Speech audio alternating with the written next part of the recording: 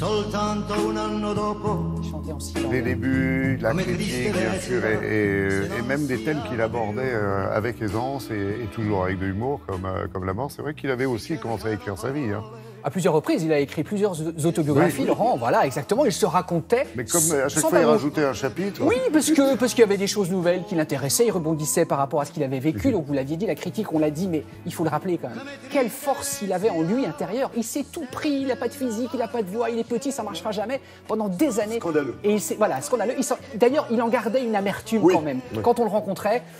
Mais aussi, il le raconte très bien. Il l'a fait hier très longuement sur toutes les chaînes de télévision européennes, je pense.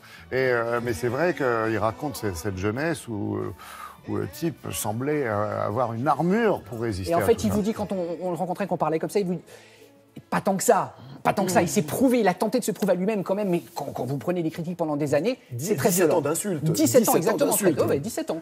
Ça a été compliqué. Ça forge le caractère. Ça forge le caractère. Alors on l'avait rencontré il y a quelques années, il y a 4 ans, Laurent, à l'occasion de la parution d'une de ses autobiographies, Tant que battra mon cœur. Et alors dans ce livre, il parlait à cœur ouvert, Charles, de tout. Donc la mort, la postérité, le temps qui passe, les critiques, les thèmes de ses chansons. Rendez-vous compte, il écrit sa jeunesse à 20 ans, lorsque l'on tient entre ses mains cette richesse, avoir 20 ans, etc.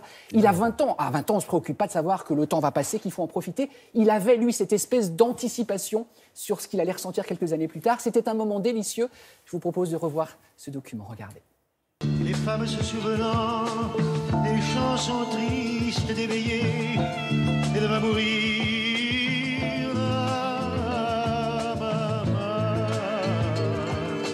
Il y a des phrases, moi, qui m'ont vraiment ému.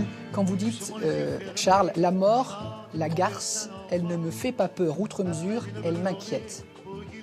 Quelle est la différence entre avoir peur de la mort et être inquiet de la mort? Habituellement, on a l'inquiétude du futur, de ce qu'on va faire dans notre métier, de comment on va être perçu.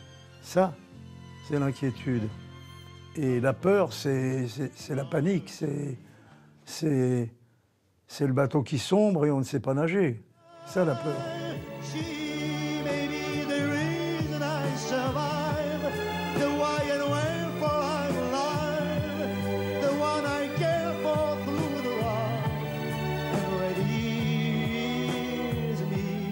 Vous avez écrit environ 1000 chansons. À peu près, oui. À peu près. 80 ans de carrière, puisque vous avez commencé à l'âge de 9 ans.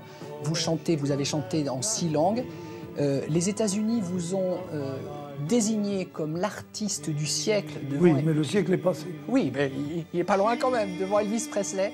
Ma question, elle est simple. Comment on fait, Charles, pour ne pas se prendre pour un surhomme quand on a autant de gloire qui vous arrive? On ne fait rien, on n'est jamais un surhomme. On prétend que vous l'êtes, mais on n'est pas un surhomme. En quoi je serais un surhomme? Le surhomme, c'est celui qui pourrait faire de sa vie ce qu'il a envie de faire, c'est-à-dire ne jamais mourir, d'être toujours en bonne santé, etc. Je ne suis pas un surhomme. Au contraire, je suis un homme comme les autres, mais je me conduis peut-être un petit peu différemment que les autres.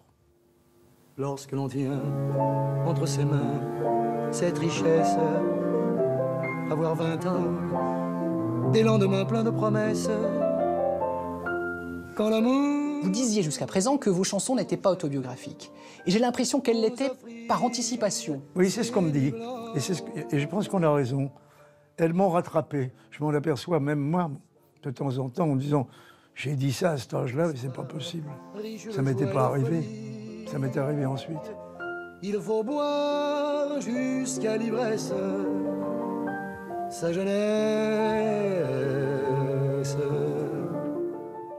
Ouais, une carrière à la force de ses muscles et d'un mental d'acier. Il a tiré bien sûr les enseignements de cette carrière. Oui, bien sûr. Et justement, dans ce livre, il tirait justement cet enseignement. Il a commencé à 10 ans, c'était compliqué au début, et il est arrivé au firmament, au sommet.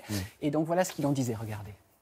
Vous dites, j'ai tout connu, l'amour, la trahison, les bides avant le succès, la gloire internationale, la pauvreté et l'abondance. J'ai tout connu.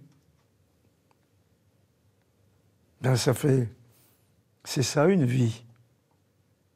Tout le monde n'a pas cette vie-là, hein? C'est ça une existence. C'est de passer à travers tout. Ça vous apprend tout aussi. Si on veut bien apprendre, si on veut bien oublier le pire. Pas l'oublier totalement, mais en tout cas, le mettre de côté. Nous nous reverrons un jour ou l'autre si vous y tenez autant que moi. Dernière question, Charles. La postérité. Oh, Oui, j'imaginais votre réaction. c'est le mot qui me fait le plus rire. Je sais, vous en parlez dans le livre. Oui, oui.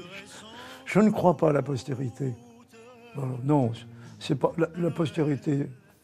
Bon, Bon, de toute façon, on a le ça temps. fera plaisir à certains Oui. quand on leur dira qu'ils vont entrer dans la postérité. Moi, ça m'a fait rire et ça continue à me faire rire.